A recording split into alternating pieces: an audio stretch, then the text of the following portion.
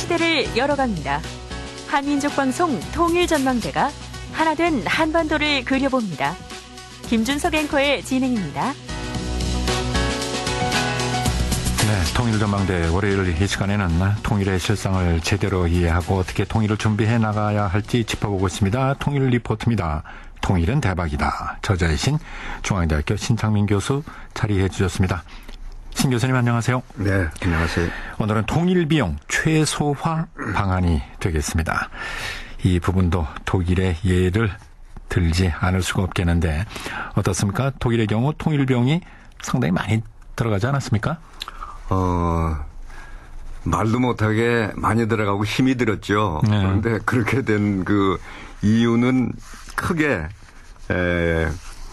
통일이 되면서 그저 단순 논리에 의해서 모든 정책을 시행을 했기 때문에 그로부터 나오는 부작용으로 해서 동독 지역의 경제가 망가졌습니다. 그걸 망가뜨리고 난 다음에 다시 이렇게 세우려니까는 힘이 많이 들은 거죠.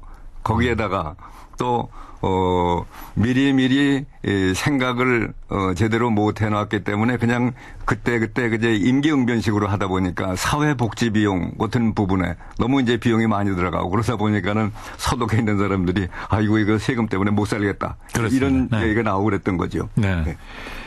그동안 국내외에서 통일 비용에 대한 연구 결과가 상당히 많았습니다. 네.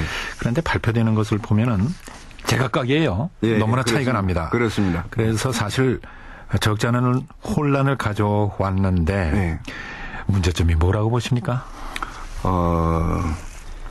그러니까 경우마다 어떤 상황을 설정을 하느냐, 뭐를 목표로 하느냐.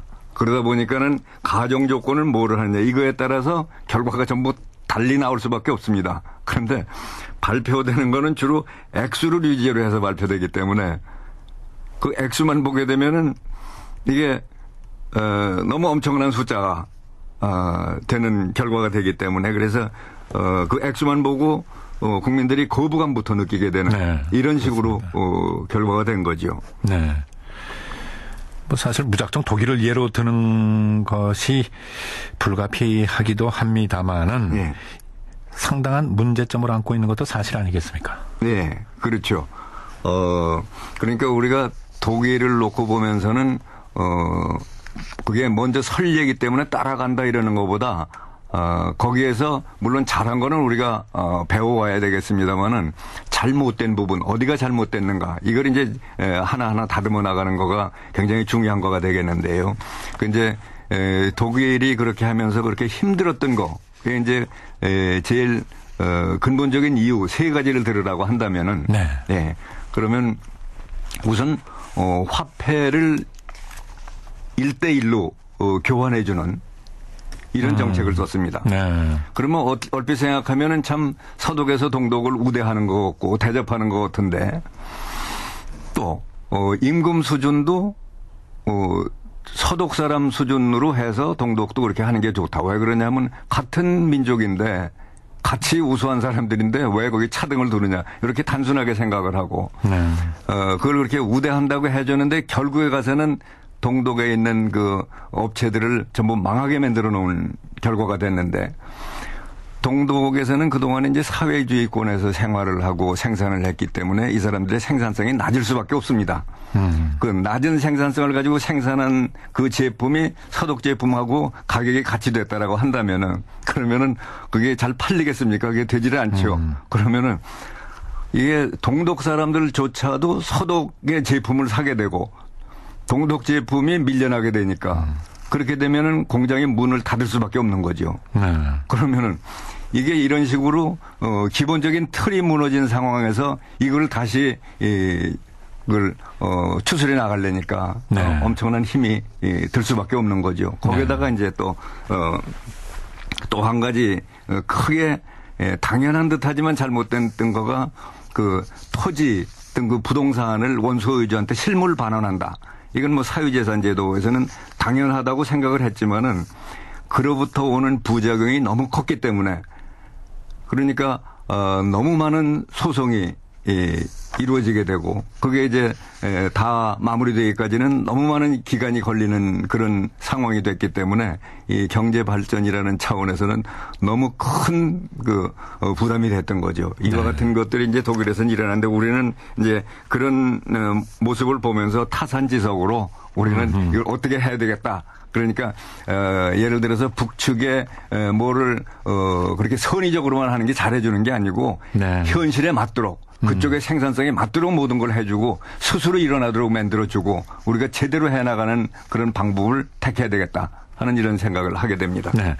통일을 준비하기 위해서는 무엇보다 통일 비용을 최소화하는 방안을 모색해야 할 텐데 네. 통일 비용 예측 여기에는 어떤 방식으로 통일이 이루어지느냐 그 후에는 어떻게 수습하느냐 여기에 따라서 큰 차이를 보이지 않을까요? 그렇습니다. 그게 중요한 거죠. 그런데 그렇게 하는 과정에서 물론 세부적으로 여러 가지가 있겠습니다만은 이 통일은 대박이다 하는 이런 결과를 얻기 위해서는 최소한도 지금 말씀드린 네 가지는 네. 시행이 될 때 가능한 거지 그게 아니라고 한다면은 그러면은 이건 너무 힘들어지는 겁니다. 근데 이 네 가지라는 게 뭐냐 하면은 이 통일 직후에 10년 동안은 이 경제 분야에 한해서는 북측의 경제를 따로 계획 경제를 통해서 발전시키고 성장을 시킨다 하는 그런 부분을 네. 우리가 해야 되는데 근데 이것도 그렇게 되겠느냐 이렇게 생각하는 사람들이 많습니다만은 근데 일이 되도록 우리가 해나가야 되는 거니까 그 부분은 이제 반드시 하지 않으면은 너무 힘들어지는 겁니다. 네. 그리고 그 다음에는 이제 북측에 필요한 그 실물 자본을 모두 조성을 하는데 모두 남측에서 생산해서 공급하는 이거가 이제 들어가야 되는 그래서 Buy Korean Product Policy가 이루어지는 거가 이게 굉장히 중요하고 이거는 이 주변에 있는 다른 선진국들하고도 서로 협조가 되면서 이루어지는 거기 때문에 이것도 중요한 부분이 됩니다. 그리고 군비 절감을 그 10년 동안은 그 다음에는 어떻게 되든 간에 그 10년 동안은 군비 절감을 통해서 거기서부터 나오는 자원을 가지고 그리고 이 통일을 마무리해 나가는 게 필요하다. 그리고 이제 마지막으로는 이 토지 등 부동산은 원소유주에게 현금 보상을 하는 이런 현실적인 방법을 택하고 이 토지 등 부동산은 국유제를 그대로 북측에서는 유지해 나갈 때 우리가 통일 비용을 최소화시키면서 아주 제대로 마무리해 나가는 이런 구도가 되겠습니다. 네. 그러면은 신 교수님께서는 통일 비용을 어떻게 산출하셨습니까? 제가 한 거는 이제 거시경제적인 그런 접근 방법으로 해서 그래서 거시경제 모형을 가지고 그리고서 이제 추산을 한 겁니다. 그런데 이렇게 하지를 않고 이제 다른 경우에는 부분적으로 뭐가 얼마가 들고 뭐의 비용이 얼마 들고 이런 식으로 해서 이제 합산을 해서 통일비용을 추산하는 경우도 있는데 근데 그렇게 되면은 잘한다고 해야 빠지는 경우도 많고 그리고 이제 서로 간에 그 중복되는 경우도 생길 수가 있고 그렇기 때문에 이 경제를 전체적인 틀을 놓고 그리고 이제 보는 거가 훨씬 합리적이다 이렇게 보고 있는데 네. 근데 이제 제가 한 거의 그 기본 틀은 헤롯 도마의 성장 이론을 이제 기본으로 해서 한 겁니다. 근데 조금 더 복잡하고 조금 더 현실적인 모형도 할 수가 있습니다만 지금 무슨 남북 간의 이 경제 데이터라고 하는 거가 그게 이렇게 워낙에 많은 게 아니거든요. 특히 이제 북쪽에 대해서는 그렇기 때문에 그렇게 자료 그 한계성을 놓고 볼 때는 헤롯 도마의 그 경제 성장 이론을 바탕으로 해서 하게 되면 전체적인 그림은 들어오면서 그러면서 그렇게 복잡하지 않게 우리가 그 구도를 알아낼 수 있다. 그런 뜻에서 제가 이런 방법을 택했습니다. 네, 통일 비용 산출 그 결과에 따라서 국민들의 통일관에도 적지 않은 변화가 있지 않겠습니까? 그렇습니다. 예. 그러니까 이제 합리적인 통일 비용 산출 예. 이것이 바로 통일에 대한 어떤 거부감이라고 그럴까요? 예. 그것을 줄이는 긍정적인 결과로 이어지지 않을까? 그렇게 되는 거죠. 그러니까 지금 어떤 경우에는 뭐 통일 비용이 뭐 2조 몇천억 달러가 된다 뭐 이렇게 나오는 그 이유가 뭐냐 하면은 전부 이거저거 주섬주섬 합산을 해서 하다가 보면서 독일이 먼저 통일을 했으니까 독일에서는 이런 부분에 몇 퍼센트가 나갔대더라. 뭐 이런 식을 바탕으로 해서 하니까 거기서는 사회복지 비용 같은 거를 상당히 현실적으로 해결해야 될 문제이기 때문에 이제 그렇게 들어간 건데 우리는 그렇게 하면 안 되고 저쪽은 저쪽 수준에 북쪽은 북쪽 수준에 맞도록 스스로 일어나도록 하면서 예를 들자면은 물고기를 잡아다가 주는 게 아니고 물고기를 잡을 수 있는 장비하고 기술을 우리가 뒷받침해 줌으로 해서 스스로 자긍심을 가지고 일어나도록 만들어 갈 때 그때 제대로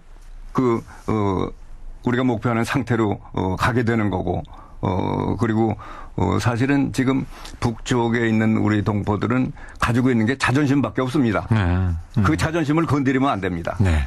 그런 뜻에서 스스로 일어나도록 네. 그걸 이제 우리가 뒷받침을 해줘야 되는 겁니다. 네. 네. 알겠습니다. 지금까지 중앙대학 신창민 교수였습니다. 신 교수님 말씀 고맙습니다. 다음 주에 또 뵙겠습니다. 네, 감사합니다.